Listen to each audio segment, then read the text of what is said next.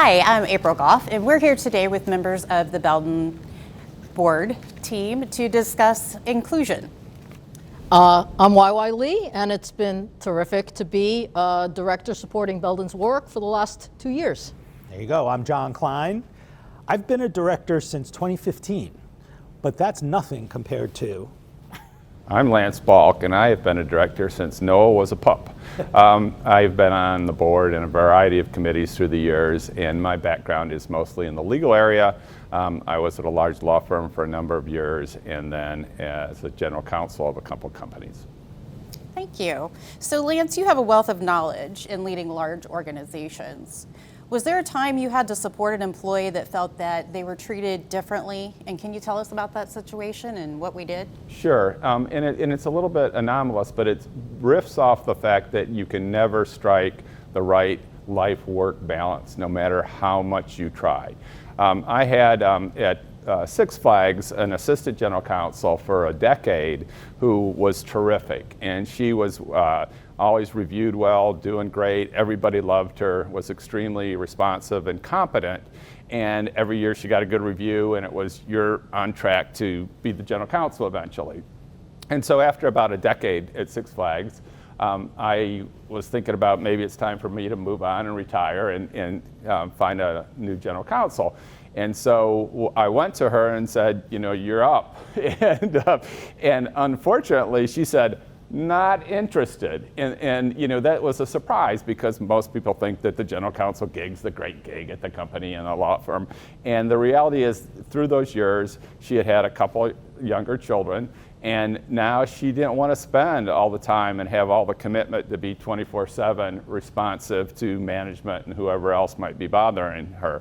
And so that was a bit of a crisis in my mind, because it was like, what are we going to do here? But I think it was as big a crisis in her mind because she offered to quit. And I said, no, that's not what we need. We don't need you to quit. But she had already had a life balance, work balance, which was, you know, working at home a day and coming in most days.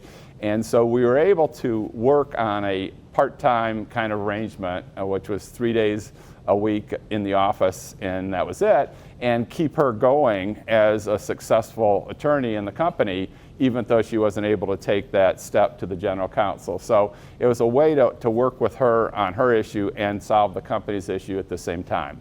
And you know, that I just think that you have to be flexible in those scenarios, to not assume that it's going to work out a certain way, but to just work with the person who's good to make it work out. Thank you. That sounds like a great outcome. Okay, John. So amid current societal debates around diversity, equity, and inclusion, how can we stay committed to a culture of inclusion? You know, I think diversity, equity, and inclusion is as much about common sense as it is common decency. You know how to treat people, and common sense would tell you your customers are all kinds of people.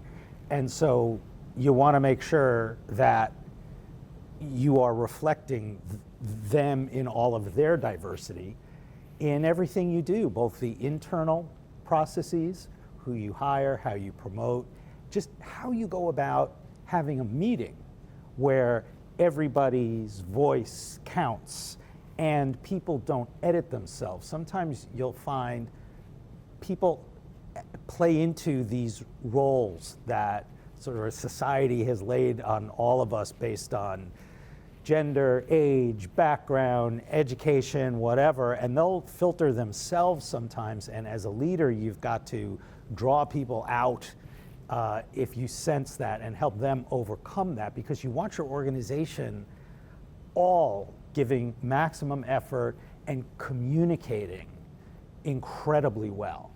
And it really gets back to, look, how are we going to get the best result for this company, whatever that company is? Now, I come out of media, and so there you're very conscious of a consumer audience who needs to see in what you're putting out there who they are. But the same goes for a B2B business like Belden. Thank you. YY, did you have something to add? You know, one of the things that I talk to a lot of employee groups, and I hear people say, oh, you know, I don't really understand this generation, or how can I get more educated and understand more about like this employee group? And one of the things that I say to people is like, you know what? We are a global company. We work really successfully with all kinds of people from all kinds of backgrounds, all kinds of cultures, all kinds of upbringings that we don't fully understand, and yet we are able to treat them with respect and be incredibly effective at working with them.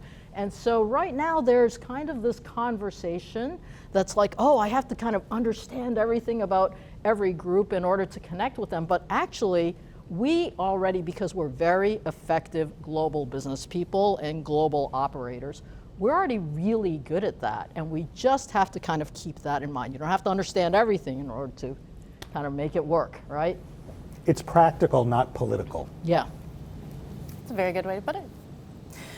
YY, can you share a time when you felt like you didn't belong and perhaps experiencing imposter syndrome? How did you overcome it? Yeah, I think I've honestly spent my entire career kind of being often the only person like me in the room. I started my career in the semiconductor industry 30 years ago in a technical role. And I just remember having long meetings with our global, huge global multinational customers. And I would be with my male executive boss and giving the technical presentation. And for 2 hours, our customers would ask my boss the question, and then my boss would ask me, and then I would explain the question on the whiteboard, right? And so, a lot of it was just working through that and just being willing to kind of show people that there's this direct relationship they could have with me, even though they weren't used to having that kind of technical conversation as a young woman.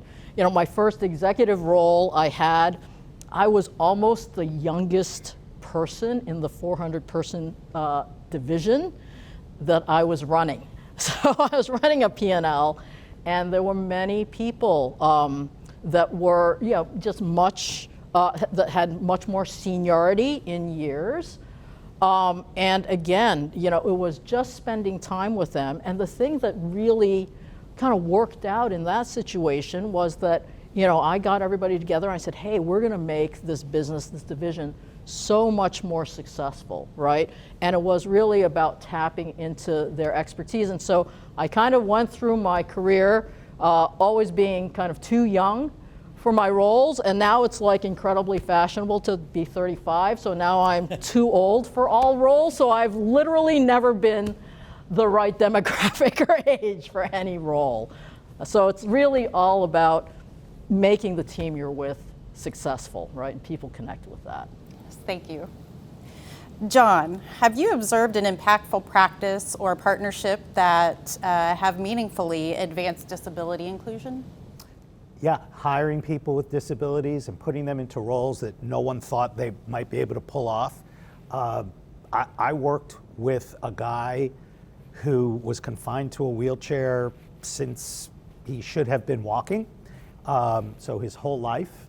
And he drove himself to work in his own van. He got himself up to the 6th floor of our offices.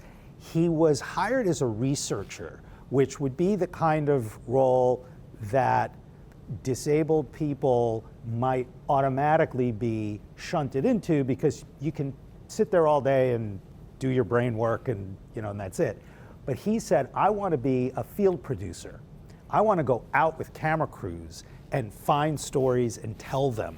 And that's a very physically demanding job, but he did it, and he did it exceptionally well. And if you ever read a book called Burn Rate by Michael Wolff, it opens with a description. It's about early Web 1.0 Silicon Valley. It opens with an account of this guy who went on to be a pretty successful entrepreneur as well. So there's nothing like just bringing people into the mix, treating them the same as you would treat anybody else. Set expectations, don't diminish the expectations for them, and you quickly realize they're people, and they've got the same capacity and range as everybody else. Thank you, John, for that incredible story. And thank you for joining us today with our board panel discussing inclusion at Belden.